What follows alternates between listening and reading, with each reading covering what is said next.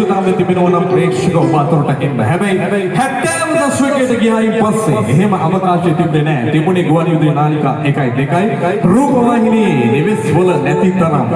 එවන් වකවානුවක පිහිටුණ super star කෙනෙක් තමයි අපි වේදිකාවට ගේන්න සූදානම් වෙන්නේ. 70 දශකයේ සිට මේ වනතුරු ප්‍රේක්ෂක ආදරය දිනාගත්තු ආදරණීය ගායන ශිල්පියා එදා පිපිදෙන ගායන පරපුර සංගීත වැඩසටහන තුලින් ජයග්‍රහණය හිමි කරගත්තා. එතෙන් සිට මෙතෙන් දක්වා වේදිකාවේ තිබෙන ඉල්ලුම මහා ඉහළයි. එසේනම් ආරාධනය කල්පත වොයි සමග තුම්මස්ල ළඟ හිඳ සුමුදු රථ සමගින් අප